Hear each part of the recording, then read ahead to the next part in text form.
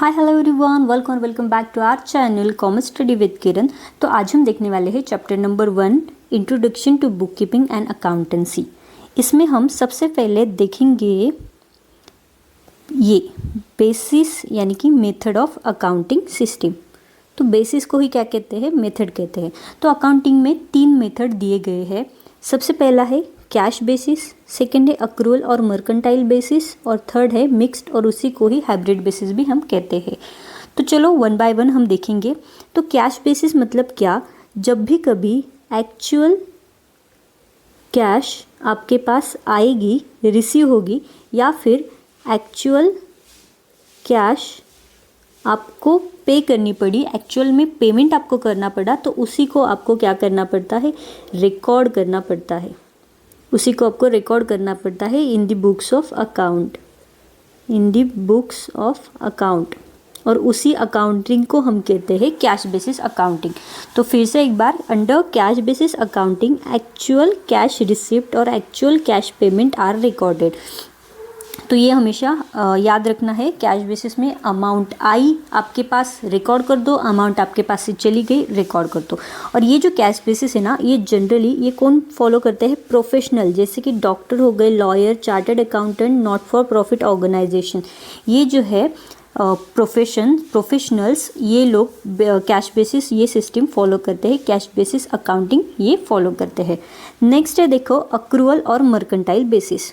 तो अक्रूवल और mercantile basis मतलब क्या, इसमें आपको कैश आई या आपके पास से कैश चली गई, इससे कोई लेना देना है नहीं। आपको रिकॉर्ड कब करना पड़ेगा, रेवेन्यू आपको जनरेट हुआ, रिकॉर्ड कर दो, एक्सपेंस आपको इनकर्ड हुआ, रिकॉर्ड कर दो। यानी कि सपोज़ एक है, आपने सेल किया, कितने का, 10,000 का सेल किया, एक फर्नीचर आपने सेल कर दिया, राइट। इसमें से आपको कैश मिली है सपोज 7,000, और उसने क्या बोला कि बाद आउटस्टैंडिंग कितना हो गया फिर 3,000। उसने क्या बोला, मैं 3,000 जो है ये बाद में पे कर दूंगा, 2 महीने बाद, 1 महीने बाद मैं आपको पे कर दूंगा। तो ये हो गया हमारा ट्रांजैक्शन। तो कैश बेसिस में हम क्या करेंगे, हम सेल करेंगे 10,000 का, तो रिकॉर्ड कितना करेंगे, 7,000 का। क्यों, क्योंकि एक्चुअल में हमें 7,000 ही मिले, तो हमें उतने पे जो है वो सेल रिकॉर्ड करना पड़ेगा। बट अक्रूवल और मर्केंटाइल बेसिस क्या बोलता है कि हमें पैसे आए नहीं आए इससे कोई लेना देना है नहीं, हमें रिकॉर्ड कब करना है, जब हमें वो जनरेट हुआ, जब हमें वो रेवेन्यू क्या हो गया, इनकर्ड हो गया, तब हमें वो रिकॉर्ड करना है। मतलब 10,000 का रेवेन्यू था, हमने 10,000 का फर्नीचर सेल कर दिया, उसमें से कितने पैसे आए वो हम बाद में देखेंगे, उतनी का हमें रेवेन्यू रिकॉर्ड करना पड़ेगा। कितने का, 10,000 का रेवेन्यू रिकॉर्ड करना पड़ेगा। ये हमें बोलता है अक्रूवल और मर्केंटाइल बेसिस। तो देखो अक्रूवल और मर्केंटाइल बेसिस के अंदर revenue whether received or not but has been earned और accrued during accounting period and expense incurred whether paid or not are recorded. तो यही बोलता है कैश आई नहीं आई इससे कोई आपको लेना देना है नहीं, आपने रेवेन्यू इनकर्ड किया, अक्रू हुआ, आपको रेवेन्यू अर्न किया, रिकॉर्ड कर दो। आपने एक्सपेंस जो है इनकर्ड कर लिए, तो रिकॉर्ड कर दो। आपने पेमेंट किया, फुल पेमेंट हुआ नहीं हुआ, उससे कोई लेना देना है नहीं। ओके, आई होप आपको समझ में आ गया होगा। In other word, revenue are recognise when it is earned और accrued and expense are recognise when these are incurred. तो इसी को हम बोलते हैं अक्रूवल और मर्केंटाइल बेसिस। थर्ड है आपका मिक्स्ड और हाइब्रिड बेसिस। तो मिक्स और हाइब्रिड क्या है, ये कॉम्बिनेशन है कैश बेसिस का और अक्रूवल बेसिस का।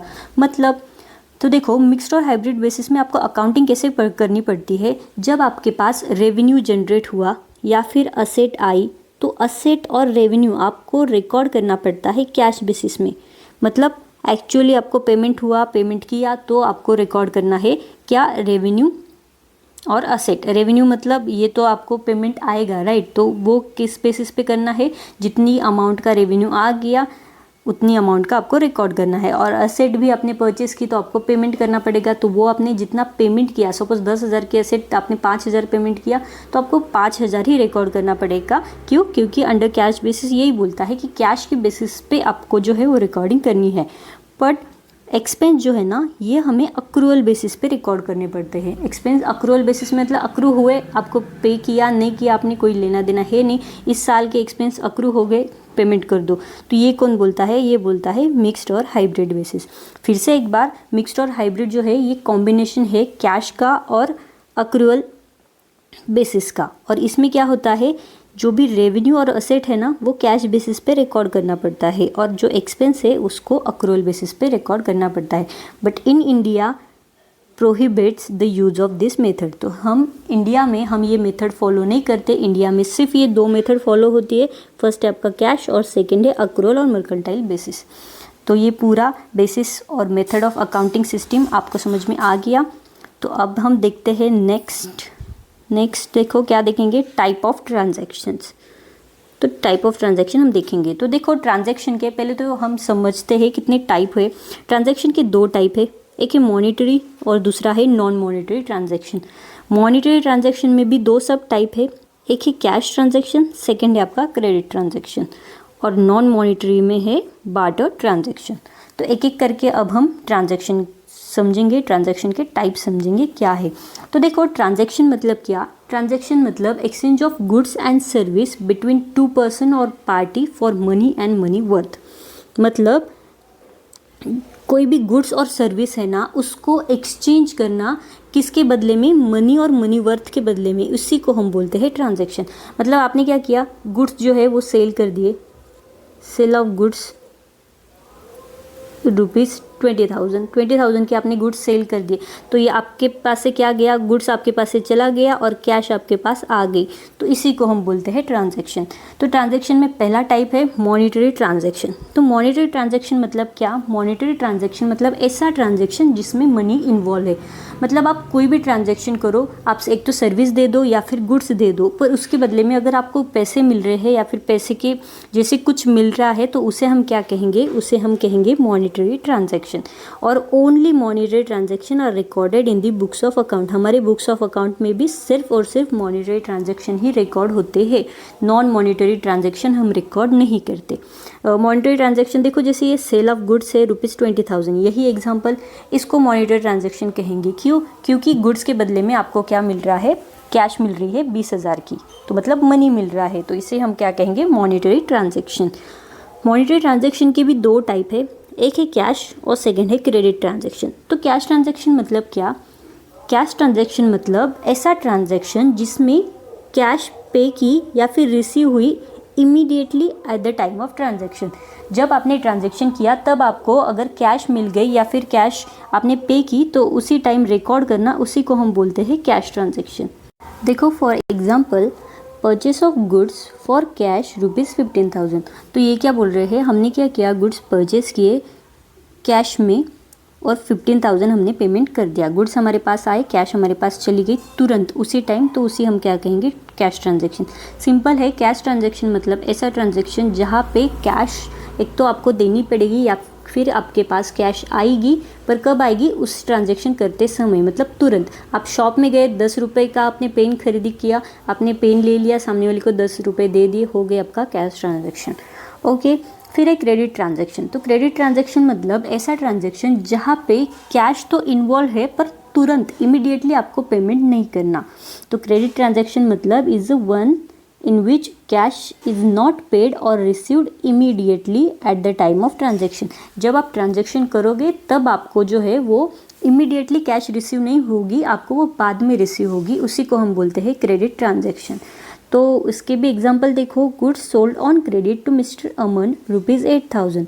तो 8,000 का हमने क्या किया, गुड्स जो है वो सेल कर दिए, पर किस पे किए? उधार पे किए, क्रेडिट पे किए। तो इसी को हम क्या कहेंगे?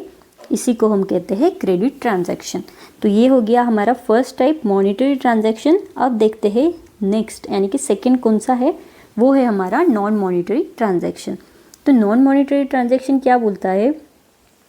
नॉन मॉनिटरी ट्रांजैक्शन मतलब ऐसा ट्रांजैक्शन जहाँ पे कैश इन्वॉल्व नहीं है, मनी इन्वॉल्व नहीं है, उसे हम कहेंगे नॉन मॉनिटरी ट्रांजैक्शन।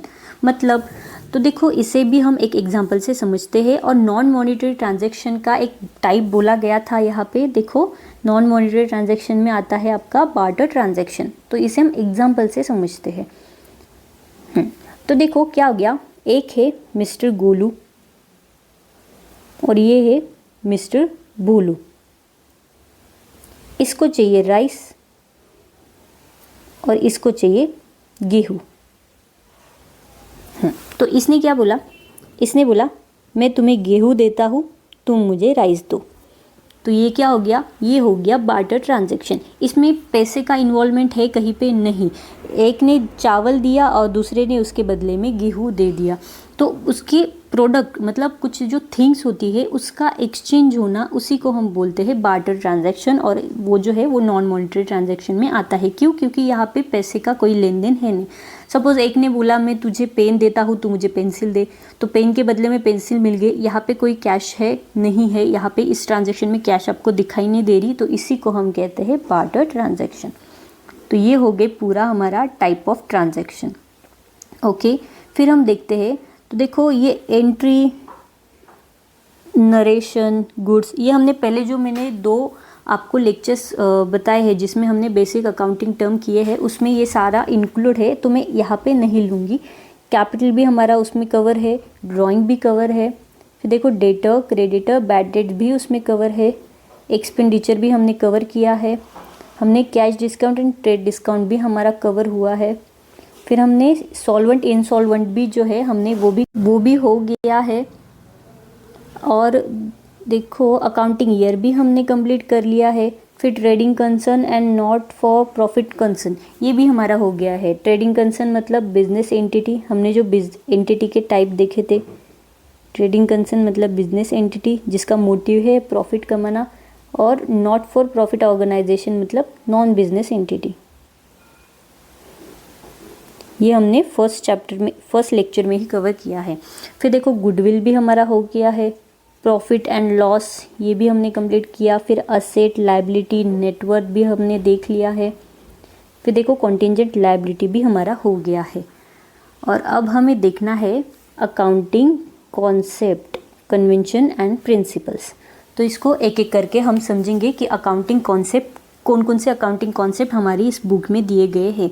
तो देखो अकाउंटिंग मतलब क्या होता है। अकाउंटिंग मतलब ये एक लैंग्वेज है। अकाउंटिंग क्या है? एक लैंग्वेज ऑफ बिजनेस। मतलब लैंग्वेज ऑफ बिजनेस का क्या मतलब है? लैंग्वेज ऑफ बिजनेस का मतलब है कि अकाउंटिंग से हमें समझ में आता है हमारा बिजनेस क्या कर रहा है, बिजनेस का रिजल्ट समझ में आता है। यानी कि बिजनेस में प्रॉफिट हो रहा है या फिर लॉस हो रहा है, या फिर जो हमारी कंपनी है वो ग्रो कर रही है या नहीं, कितना प्रॉफिट हमारा बढ़ गया है as compare to previous year. ये सारी चीज़ों के बारे में हमें कहाँ से पता चलता है? हमें अकाउंटिंग से पता चलता है। और इसीलिए अकाउंटिंग को हम लैंग्वेज ऑफ बिजनेस भी कहते हैं। तो अकाउंटिंग अच्छे से होने के लिए और एक जैसी मतलब सब लोग एक ही सिस्टम फॉलो करें, इसकी वजह से अकाउंटिंग कॉन्सेप्ट बनाया गया है। और अकाउंटिंग कॉन्सेप्ट के अकॉर्डिंग ही अकाउंटिंग करनी पड़ती है। और अगर आपने अकाउंटिंग कॉन्सेप्ट के अकॉर्डिंग आपने जो है अकाउंटिंग की, तो उसको वैलिड भी माना जाता है, ट्रस्टवर्दी माना जाता है उस फाइनेंशियल स्टेटमेंट को। तो एक एक करके अब हम समझेंगे कि कौन कौन से अकाउंटिंग कॉन्सेप्ट हमें दिए गए हैं। तो देखो सबसे पहले है बिजनेस एंटिटी कॉन्सेप्ट। तो बिजनेस एंटिटी कॉन्सेप्ट क्या बताता है? बिजनेस एंटिटी कॉन्सेप्ट हमें बताता है कि ओनर जो होता है ना, वो कंपनी से अलग होता है। सपोज ये है कंपनी और ये है ओनर। तो ओनर और कंपनी के बीच में जो भी ट्रांजैक्शन होगा तो उसको एक मतलब ऐसा माना जाएगा जैसे कंपनी दूसरे पर्सन के साथ या फिर दूसरी कंपनी के साथ ट्रांजैक्शन करती है, ऐसे हमें ट्रीट करना पड़ेगा। ये कौन बोलता है? ये हमें बताता है बिजनेस एंटिटी कॉन्सेप्ट। तो इसी वजह से देखो जब भी ओनर कुछ अमाउंट इन्वेस्ट करता है उसकी खुद की कंपनी में, उसे हम क्या कहते हैं? कैपिटल। बट कैपिटल जो है ये कंपनी के लिए क्या बन जाती है? लायबिलिटी बन जाती है। क्यों? क्योंकि आगे चल के उसको ये रिटर्न करना पड़ेगा सामने वाली पार्टी को। तो इसी को ये जो कॉन्सेप्ट है ये क्यों बोला गया, मतलब ये क्यों हो गया कि हमने कैश दी, खुद की कंपनी में कैश दे रहे, फिर भी वो कंपनी के लिए लायबिलिटी होगी। क्यों? क्योंकि because of business entity concept. ये कॉन्सेप्ट ही हमें बताता है कि बिजनेस यूनिट और पर्सन जो है ये सेपरेट है, डिस्टिंक्ट है फ्रॉम वन अनदर। ओके, फिर देखो ये देखो यहाँ पे है this concept implies that business unit is separate and distinct from owner and owners, that the person who supply capital to it based capital to it. तो based on this concept, account are prepared from point of view of business and not from owner's point of view. तो ये भी चीज़ आपको याद रखनी है. सबसे पहले बिजनेस एंटिटी कॉन्सेप्ट में आपको इम्पोर्टेंट क्या क्या चीज़ें मैं आपको बताती हूँ. एक तो बिजनेस और ओनर, यानी कि बिजनेस यूनिट और ओनर ये दोनों सेपरेट है, डिस्टिंक्ट है फ्रॉम वन अनदर. सेकेंड, जब भी आप रिकॉर्डिंग अकाउंटिंग करोगे अपनी बुक्स ऑफ अकाउंट में, तो वो जो है ना वो आपको from the point of view of business करना है. कौन से किसके पॉइंट ऑफ व्यू से करने हैं? बिजनेस के पॉइंट ऑफ व्यू से आपको अकाउंटिंग करनी है, ना कि ओनर्स पॉइंट ऑफ व्यू से आपको अकाउंटिंग करनी है. फिर है देखो, according to this concept only business transaction are recorded in the books of account. Personal transaction of the owner are not recorded. कोई भी पर्सनल ट्रांजेक्शन रिकॉर्ड नहीं होगा. जो बिजनेस रिलेटेड ट्रांजैक्शन है वही और सिर्फ वही ट्रांजैक्शन जो है आपके रिकॉर्ड होंगे. ये आपको बिजनेस एंटिटी कॉन्सेप्ट बताता है. सपोज इसे भी एग्जांपल से समझते हैं. देखो, एक half of building is use for business office and another half of building is use for residence of proprietor. Suppose एक बिल्डिंग है, ये बिल्डिंग है, इसमें ये जो है ये सपोज ऑफिस के लिए दिया गया है और ये पर्सनल यूज़ के लिए है. ये जो बिल्डिंग है, ये बिल्डिंग का रेंट है 50,000. कितना रेंट है? 50,000. इसमें से ये पूरे 50,000 जो है ये फ़िलहाल तो कंपनी पे कर रही है. उसमें हाफ पोर्शन जो है वो ऑफिस यूज़ के लिए है और हाफ पोर्शन जो है वो पर्सनल यूज़ के लिए है. तो एज पर बिजनेस एंटिटी कॉन्सेप्ट ओनली 25,000 जो है ना वो रिकॉर्ड होंगे और उसको माना जाएगा बिजनेस एक्सपेंसेस. उसको ही हम बिजनेस एक्सपेंसेस मानेंगे और जो बचा हुआ 25,000 है उसको हम ड्राइंग्स बोल के ट्रीट करेंगे, क्योंकि वो पर्सनल यूज़ के लिए प्रोप्राइटर कंपनी से निकाल रहा है, ऐसे माना जाएगा. तो समझ में आ गया बिजनेस एंटिटी मतलब ये बिजनेस एंटिटी कॉन्सेप्ट क्या है. इसमें 2-3 इंपॉर्टेंट चीज़ है. फर्स्ट तो एंटिटी और यूनिट जो है वो सेपरेट है और डिस्टिंक्ट है फ्रॉम ओनर. सेकंड है जो भी अकाउंटिंग होगी वो बिजनेस के पॉइंट ऑफ व्यू से होगी, ना कि ओनर के पॉइंट ऑफ व्यू से. और थर्ड है जो भी बिजनेस ट्रांजैक्शन है सिर्फ और सिर्फ वही रिकॉर्ड होंगे, पर्सनल ट्रांजैक्शन इसमें रिकॉर्ड नहीं होंगे. नेक्स्ट है अपना मनी मेजरमेंट कॉन्सेप्ट. तो ये कॉन्सेप्ट क्या बोलता है कि only those transaction are recorded in the books of account which can be express in terms of money. तो जो भी ट्रांजैक्शन एक्सप्रेस होते हैं in terms of money, money के टर्म्स में जो भी एक्सप्रेस होंगे ओनली एंड ओनली वही ट्रांजैक्शन हम रिकॉर्ड करेंगे इन बुक्स ऑफ अकाउंट. ऐसे ट्रांजैक्शन जिसमें मनी इन्वॉल्व नहीं है वो ट्रांजैक्शन हम रिकॉर्ड नहीं करेंगे. तो देखो इसे हम एग्जांपल से समझते हैं. सपोज एक एम्प्लॉय है, ये एम्प्लॉय है मिस्टर गोलू किसी कंपनी का. ये बहुत हाईली स्किल्ड एम्प्लॉय है और इसकी वजह से कंपनी को बहुत ज़्यादा बेनिफिट मिलता है और कंपनी की ग्रोथ जो है वो बहुत अच्छी हो रही है. बट सडनली इसने क्या किया, इसने रिज़ाइन कर दी वो कंपनी. इसकी वजह से क्या होगा, कंपनी का लॉस तो होगा, राइट, क्योंकि एक कैपेबल एम्प्लॉय जब कंपनी छोड़ के जाएगा तो कंपनी का बहुत बड़ा लॉस होगा. बट ये जो लॉस है ये कंपनी रिकॉर्ड कर सकती है इन द बुक्स ऑफ अकाउंट? नहीं रिकॉर्ड कर सकती. क्यों? क्योंकि वो एक्सप्रेस नहीं है इन टर्म्स ऑफ मनी. उसे हम कैसे दिखाएंगे, राइट. ये हमारा लॉस तो है पर इसे हम मनी के टर्म्स में नहीं मेजर कर सकते, नहीं दिखा सकते. तो यही ये जो है कॉन्सेप्ट यही बोलता है कि जिसमें जहाँ पे एक्सप्रेस होगा इन टर्म्स ऑफ मनी ओनली वही ट्रांजैक्शन हम रिकॉर्ड करेंगे. इससे देखो एक एग्जांपल यहाँ पे दिया गया है. If business has 5 computer, 2 table and 3 chair, the asset can not be added to give useful information unless they express in terms of money. Correct. ये जो है बिजनेस के पास 5 कंप्यूटर है, 2 टेबल है, 3 चेयर्स है. तो ये जो असेट है हमारे पास, पर ये एक यूज़फुल इन्फॉर्मेशन नहीं दे रही ना. जब तक हमें पता नहीं चलता ये कितने की कंप्यूटर है, कितने के टेबल है, कितने के चेयर्स है. जैसे यहाँ पे दिया गया है 1,50,000 का कंप्यूटर है, 15,000 के टेबल है और 2,500 के चेयर्स है. तो इससे क्या हो रहा है, हमें पता चल रहा है कितनी अमाउंट की असेट हमारे पास है. तो इसी कॉन्सेप्ट को कहते हैं मनी मेजरमेंट कॉन्सेप्ट. तो मनी मेजरमेंट कॉन्सेप्ट कुछ नहीं है, इसमें सिर्फ ये बताया गया है कि ऐसे ट्रांजैक्शन आपको रिकॉर्ड करने हैं जिसमें पैसे की इन्वॉल्वमेंट है, मनी की इन्वॉल्वमेंट है, बस. फिर है देखो कॉस्ट कॉन्सेप्ट. फिर कौन सा है आपका कॉस्ट कॉन्सेप्ट. तो कॉस्ट कॉन्सेप्ट क्या बोलता है, हम जब असेट रिकॉर्ड करेंगे ना अपने बुक्स ऑफ अकाउंट में, वो उस अमाउंट पे हमें रिकॉर्ड करनी है जिस अमाउंट पे हमने वो असेट एक्वायर की है.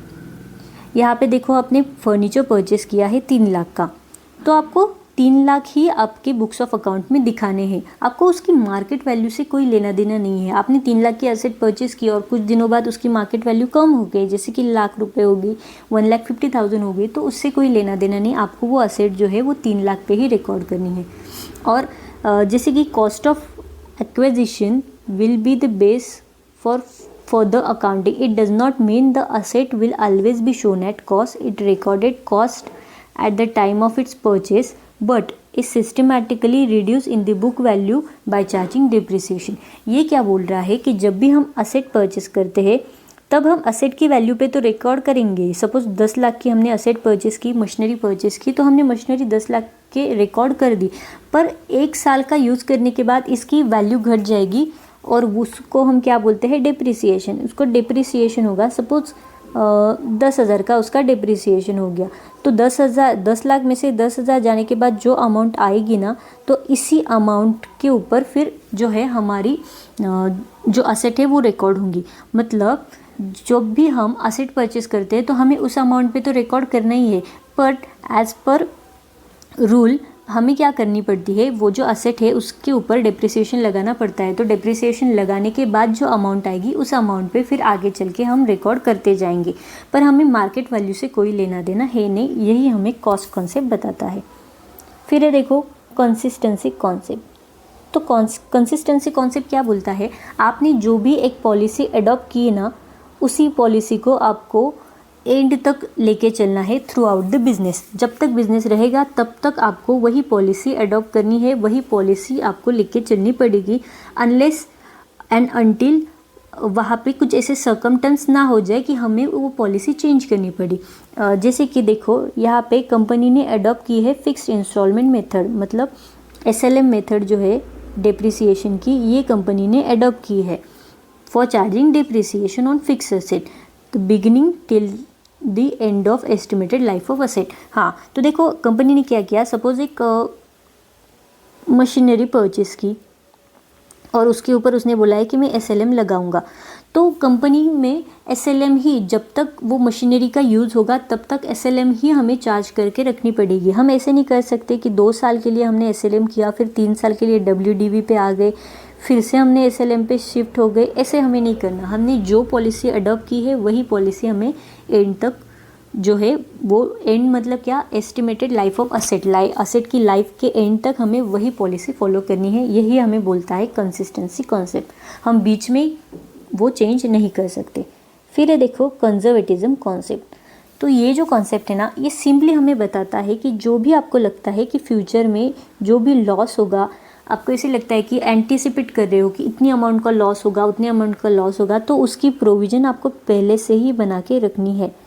बट आपको अगर लगता है कोई प्रॉफिट होगा फ्यूचर में, आप एस्टिमेट कर रहे हो कि हाँ 10 लाख का प्रॉफिट होगा, 5 लाख का प्रॉफिट होगा 2 साल बाद, 4 साल बाद, तो उसको आपको रिकॉर्ड नहीं करना है। आपको सिर्फ और सिर्फ जो आपको लगते हैं कि आगे चल के आपको लॉस हो सकते हैं, उसी को आपको रिकॉर्ड करना है। यही हमें बताता है कंजर्वेटिज्म कॉन्सेप्ट। ये पूरा अगर आपने पढ़ लिया, इसका मीनिंग यही है, आप सिर्फ और सिर्फ वही पॉसिबल लॉसेस रिकॉर्ड करो जो आपको लगते हैं कि आगे चल के हो सकते हैं, बट आपको पॉसिबल प्रॉफिट जो है वो आपको रिकॉर्ड नहीं करना।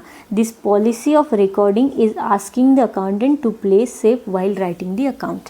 तो ये जो है ना टू प्ले सेफ, ये आपको, ये कंजर्वेटिज्म आपको MCQs में बोल सकते हैं और पूछ सकते हैं कि ये कौन सा कॉन्सेप्ट है।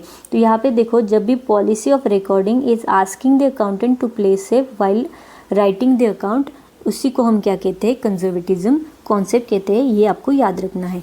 सिंपल है, कुछ नहीं, लॉस है उसको रिकॉर्ड करो। आपको लगता है आगे चल के लॉस होगा, रिकॉर्ड इट। आपको लगता है आगे चल के प्रॉफिट होगा, उसको भूल जाओ, वो जब होगा तब हम उसको रिकॉर्ड करेंगे। प्रॉफिट जब रियलाइज़ होगा तभी आपको रिकॉर्ड करना है। ये आपको कंजर्वेटिज्म कॉन्सेप्ट बोलता है। फिर है देखो गोइंग कंसर्न कॉन्सेप्ट। तो गोइंग कंसर्न अजम्पशन क्या बोलता है, गोइंग कंसर्न अजम्पशन आपको बोलता है कि आप कुछ भी परचेस करते हो, आप बिज़नेस जब स्टार्ट करोगे ना, तो आप अज्यूम करके चलो कि ये बिज़नेस लॉन्ग टर्म तक चलेगा। बिज़नेस जो है ना वो लॉन्ग टर्म तक चलेगा, ये ना है कि शॉर्ट टर्म में ही ये बिज़नेस बंद हो जाएगा, ऐसे आपको अज्यूम नहीं करना है। आपने सपोज कुछ फिक्स असेट परचेस की है और उसके ऊपर आपको डिप्रिसिएशन तो चार्ज करना पड़ेगा, तो ये जब चार्ज करोगे तो आपको अज्यूम करके चलना है कि हमारा ये जो बिज़नेस है ये लॉन्ग टर्म तक चलते ही रहेगा, एटलीस्ट जब तक, एटलीस्ट नहीं, आपको ये अज्यूम करना है कि आपका जो बिज़नेस है वो चलते रहेगा। आपको ऐसे नहीं कि हाँ ये एसेट तो 5 साल चलेगी पर बिज़नेस 2 साल में ही बंद होगा तो फिर उसके अकॉर्डिंग डिप्रिसिएशन करना है, नहीं, आपको ऐसे अज्यूम करके चलना है। It is a basic assumption that business is going concern and will continue its operation for future. Going concern इसका मतलब ही चलते रहो, तो समझ में आ गया। गोइंग कंसर्न अज्यूम करके हमें अकाउंटिंग जो है उसकी करनी पड़ती है, यही आपको ये कॉन्सेप्ट बताता है। फिर है देखो रियलाइजेशन कॉन्सेप्ट। तो रियलाइजेशन कॉन्सेप्ट जो है ना इसका ताल्लुक है रेवेन्यू के साथ। तो ये क्या बोलता है, रेवेन्यू आप तब रिकॉर्ड करो जब आपका सेल ऑफ गुड्स होगा या फिर आपने सर्विस रेंडर की या फिर आपने सर्विस जो है वो रेंडर कर दी, तब आपको रेवेन्यू रिकॉर्ड करना है। The income is recorded only when it is realise either it is received or not. Revenue are recorded only when sale are affected और सर्विस आर रेंडर। आपको पैसे आए पैसे नहीं आए उससे कोई लेना देना नहीं है, आपको सिर्फ और सिर्फ जिस टाइम पे रेवेन्यू जनरेट हुआ है, यानी कि आपने सेल किया, रेवेन्यू जनरेट हो गया, रिकॉर्ड कर लो। आपने सर्विस दे दी सामने वाली पार्टी को, रेवेन्यू रिकॉर्ड हो गया, उसके पैसे नहीं आए, आपने सर्विस दी तो आपको रिकॉर्ड करना है। इसे देखो एग्जांपल से समझते हैं। सपोज यहाँ पे क्या बोला है, हमने गुड्स सेल किए 1 लाख के मई 2017 में, तो उसमें से आपने क्या किया 60,000 की गुड्स सोल्ड कर दी, मतलब डिलीवर हो गई, गुड्स डिलीवर हो गए, राइट। कौन सी डेट पे डिलीवर हो गए, जून 2017 में, और उससे रिलेटेड जो 60,000 कैश थी वो हमें सितंबर में मिली। तो as per principle of realisation हमें सेल कब रिकॉर्ड करना है, सेल हमको रिकॉर्ड करना पड़ेगा जून 2017 में ही। जिस टाइम आपने गुड्स को सेल कर दिया, डिलीवर कर दिया, आपने सर्विस रेंडर कर दी, उस टाइम आपको जो है वो रेवेन्यू रिकॉर्ड करना है, यही आपको रियलाइजेशन कॉन्सेप्ट बताता है। फिर है देखो अक्रूअल कॉन्सेप्ट। तो अक्रूअल कॉन्सेप्ट क्या बोलता है, जब भी आपको इनकम अक्रू हो, आपको लगता है आपको ये इनकम अर्न होगी, आपको लगता है नहीं, आपको जब भी इनकम अर्न होगी आप रिकॉर्ड करो। आपने जब एक्सपेंस आपको अक्रू होगा तब आपको रिकॉर्ड करना है। जैसे कि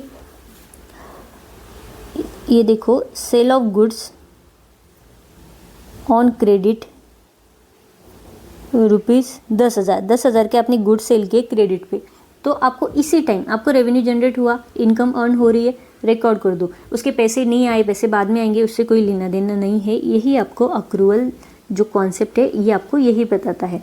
the income is recorded when it accrue और अर्नड, जब अपनी कमाई की रिकॉर्ड कर दो। Expense are recorded when they are accrue become payable, और जब आपको इनकम एक्सपेंस अक्रू हो गए, यानी कि आपने क्या किया, परचेस किया क्रेडिट पे, तो एक्सपेंस तो अक्रू हो गए ना, आपको पेमेंट तो करना पड़ेगा, पर आप अभी नहीं कर रहे हो, बाद में कर रहे हो, तो आपने परचेस किया, रिकॉर्डेड। यही बोलता है अक्रूअल कॉन्सेप्ट। फिर देखो नेक्स्ट है ड्यूअल एस्पेक्ट। तो ड्यूअल एस्पेक्ट, ये जो अकाउंटिंग कॉन्सेप्ट है ये क्या बोलता है, किसी भी ट्रांजैक्शन के ना 2 एस्पेक्ट होते हैं, 2 एस्पेक्ट होते हैं, 2 इफेक्ट होते हैं। मतलब एक को डेबिट करना पड़ता है तो दूसरे को क्रेडिट करना पड़ता है, और वो भी इक्वल अमाउंट के ऊपर। यही बोलता है ड्यूअल एस्पेक्ट। ड्यूअल एस्पेक्ट क्या बोलता है, कोई भी ट्रांजैक्शन होगा ना, इसके एक तो 2 इफेक्ट होंगे, 2 एस्पेक्ट होंगे, एक और उसका एक डेबिट होगा, एक क्रेडिट होगा, और डेबिट और क्रेडिट भी इक्वल अमाउंट पे होगा। यही ड्यूअल एस्पेक्ट बोलता है। इसे देखो एग्जांपल से समझते हैं। यहाँ पे दिया है, अक्षय ने क्या किया, बिजनेस स्टार्ट किया है, कितने का, 5 लाख रुपए उसने बिजनेस में इन्वेस्ट कर दिए। तो ये क्या हो गई, बिजनेस में पैसे आए। हमने पहले बोला था जब भी ओनर खुद की बिजनेस में कुछ पैसे लगाता है तो उसको हम क्या बोलते हैं, कैपिटल बोलते हैं, और ये जो है ये लायबिलिटी होती है। तो बिजनेस में पैसे आए मतलब ये कैपिटल जनरेट हो गया। और दूसरी चीज़ क्या हो रही है, कैश भी तो मिल रही है, कैश भी मतलब असेट भी तो आ रही है। तो 2 चीज़ें हो रही है इस ट्रांजेक्शन में, एक कैश आपके पास आ रही है और दूसरी जो है वो कैपिटल जनरेट हो रहा है। तो देखो यहाँ पे है, on one hand the business get cash 5 lakh and on other hand liability arises that business has to pay Akshay a sum of 5 lakh। तो हो गई ना दो। तो इसकी देखो एंट्री कैसे आएगी, मैं इसकी आपको एंट्री बताती हूँ। एंट्री कैसे करनी वो हम बाद में देखेंगे, मैं फ़िलहाल के लिए समझने के लिए एंट्री बताती हूँ। जैसे हमारे पास कैश आई तो हमने उसको डेबिट कर दिया 5 लाख और कैपिटल जनरेट हो गया, एक मिनट,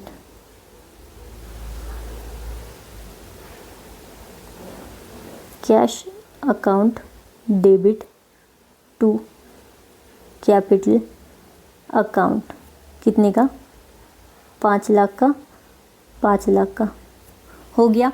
तो ये देखो ये जो ट्रांजैक्शन हुआ है हमारा, Akshay start a business with the cash, इसके दो एस्पेक्ट हो गए, दो क्या हो गए, एक तो कैश आई, दूसरा कैपिटल जनरेट हुआ, और एक को हमें डेबिट करना पड़ता है, दूसरे को क्रेडिट करना पड़ता है। कर दिया हमने, डेबिट कर दिया, इसको क्रेडिट कर दिया, और किस अमाउंट पे किया, इक्वल अमाउंट पे किया। यही हमें बताता है ड्यूअल एस्पेक्ट कॉन्सेप्ट। तो समझ में आ गया।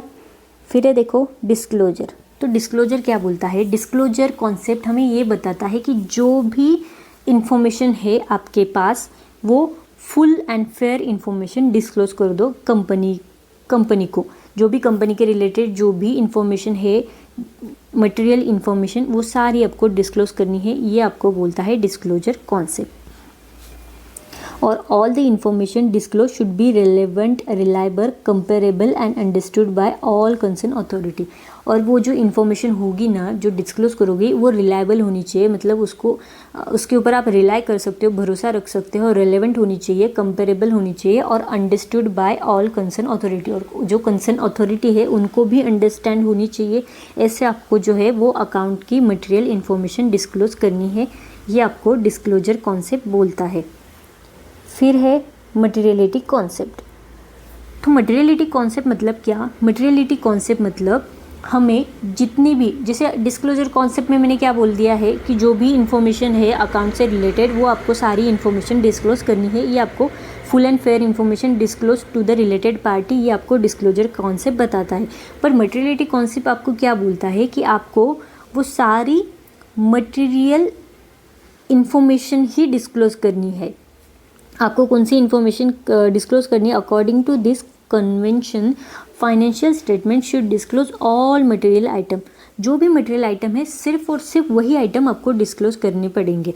तो मटेरियल आइटम मतलब क्या, मटेरियल आइटम मतलब ऐसे आइटम जो इन्फ्लुएंस कर सकते हैं डिसीजन ऑफ यूज़र। जो यूज़र है ना हमारे फाइनेंशियल स्टेटमेंट के, उसके डिसीजन को जो अफेक्ट करेंगे, सिर्फ और सिर्फ वही इंफॉर्मेशन, वही आइटम जो है वो आपको डिस्क्लोज करने हैं। उसी को हम बोलते हैं material item, material concept. Material concept मतलब क्या, ऑल मटेरियल इन्फॉर्मेशन जो है आपको डिस्क्लोज करनी है। पर मटेरियल इन्फॉर्मेशन भी ऐसी इन्फॉर्मेशन जो might influence the decision of user, जो भी डिसीजन ऑफ यूज़र्स के डिसीजन को अफेक्ट करे, ऐसी इन्फॉर्मेशन को ही हम क्या कहेंगे, मटेरियल इन्फॉर्मेशन कहेंगे। देखो इसे सपोज आपने क्या किया, आपकी एक बहुत बड़ी कंपनी है, उसमें क्या हो गया, 10 रुपये का आपने पेन परचेस किया और वो आपने रिकॉर्ड नहीं किया। तो 1 करोड़ों का टर्नओवर है जिस कंपनी के, उसमें अगर 10 रुपये का पेन का आपने डिस्क्लोज नहीं किया, आपने वो रिकॉर्ड नहीं किया, तो ये कुछ इम्पॉर्टेंट नहीं है, राइट। मतलब 10 रुपये, जिस कंपनी का टर्नओवर करोड़ों में है उसके लिए 10 रुपये कोई मायने नहीं लगता, ये उसके लिए मटेरियल इन्फॉर्मेशन नहीं है। ये अगर डिस्क्लोज ना भी करे 10 रुपये का तो चलेगा। तो समझ में आ गया, मटेरियल मतलब ऐसी चीज़, सपोज 50 लाख का कुछ आपने झोल कर दिया, कुछ रिकॉर्ड ही नहीं मिल रहा, कुछ हो गया, ज़्यादा अमाउंट जो मटेरियल इन्फॉर्मेशन है जिससे डिसीजन अफेक्ट हो सके यूज़र्स का, उसी को मटेरियल इन्फॉर्मेशन कहते हैं। और वही और सिर्फ वही इन्फॉर्मेशन आपको डिस्क्लोज करनी है, ये आपको बोलता है मटेरियलिटी कॉन्सेप्ट। फिर देखो मैचिंग कॉन्सेप्ट। अभी मैचिंग कॉन्सेप्ट मतलब क्या, मैचिंग कॉन्सेप्ट मतलब कोई भी रेवेन्यू जनरेट करने के लिए जितना आपको एक्सपेंस लगेगा ना, वो सारा रिकॉर्ड करना, उसी को हम कहते हैं मैचिंग कॉन्सेप्ट। सपोज आपने क्या किया, फाइनेंशियल ईयर 24-25 में आपने एक 10 लाख की मशीनरी परचेस की और इस मशीनरी के यूज़ से आपने क्या किया, गुड्स प्रोड्यूस किए गुड्स प्रोड्यूस किए और उसका सेल आपने कर दिया, और ये जो गुड्स प्रोड्यूस किए ना उसको सेल करके आपने रेवेन्यू जनरेट किया। कौन सी ईयर में? फाइनेंशियल ईयर 24-25 में। और इस मशीनरी का जो पेमेंट है आपने क्या किया, उसका पेमेंट कर दिया 25-26 में। तो आप कब रिकॉर्ड करोगे ये जो मशीनरी है, इसका एक्सपेंस आप कब रिकॉर्ड करोगे? 24-25 में रिकॉर्ड करोगे या 25-26 में रिकॉर्ड करोगे? तो एज पर मैचिंग कॉन्सेप्ट हम उसका एक्सपेंस जो है ना वो फाइनेंशियल ईयर 24-25 में करेंगे। क्यों? क्योंकि इस एक्सपेंस की वजह से हमारे कंपनी का रेवेन्यू जो है वो जनरेट हो गया है, और हमने सेल किया ना, गुड सेल किया मतलब रेवेन्यू जनरेट हो गया। किस साल में? 24-25 में। तो उसी साल हमें रिकॉर्ड करना पड़ेगा। यही हमें बोलता है मैचिंग कॉन्सेप्ट। तो आई होप आपको ये सारे कॉन्सेप्ट जो है वो अच्छे से समझ में आ गए होंगे। ये सारे कॉन्सेप्ट में जो भी इम्पोर्टेंट चीज़ थी, जो भी लगता है, मतलब सारे जो इम्पोर्टेंट है कॉन्सेप्ट से रिलेटेड, जिसकी वजह से आपका ये कॉन्सेप्ट क्लियर हो जाए, वो सारे मैंने बताने की कोशिश की है। तो ये पूरे 12 कॉन्सेप्ट हमारे हो गए हैं। फिर देखो नेक्स्ट हम कॉन्टिंजेंट लायबिलिटी फिर हमारा हो गया है, और असेट, ये सारी चीज़ें हमारी हो गई है।